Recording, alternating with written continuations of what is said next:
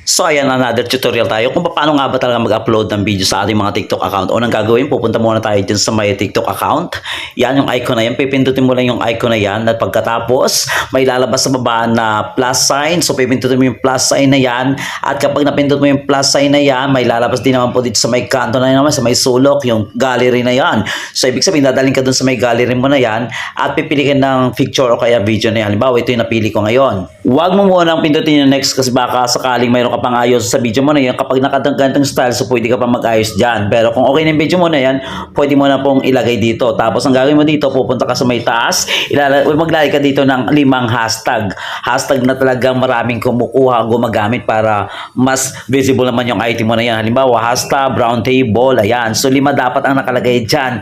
So pipiliin mo yung pinakamaraming views na nakalagay sa number na yan. Tapos kiklik mo yung baba na yan. Tapos ayun, mag-appear na sa taas. At kung may hashtag ka na, punta ka dito sa edit cover. Pipili ka sa video mo na pinakamagandang pang cover. Pero kung gumagamit ka ng thumbnail, okay lang. Kagaya na sa akin, may thumbnail. At nasa unahan na video kaya mabilis nating makita yan. So pag naayos mo na yung cover na yun, pupunta ka na dito sa bahaging yan. So add link. Pipindutin mo yung add link, tapos lalabas yung kulay dilaw na basket na yan. So, ibig sabihin yung sa basket na yan, ayun na yung mga item mo na nandun sa showcase mo. So, once na pinindot mo yung basket na dilaw na yun, may lalabas dyan ng mga item na naka-program na sa'yo o kaya nakalagay sa showcase mo na yan. Halimbawa, kagaya niyan. Pero kung marami ka na, tulad kung marami na tayong basket, item, kaya ang ginawa ko, search ko na lang para mabilis tayo.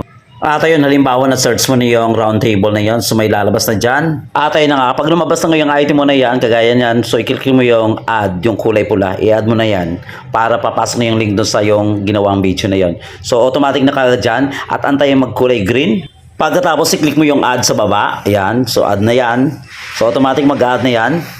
Then i-post mo na. O yun, final na. So nagpo-post na yan.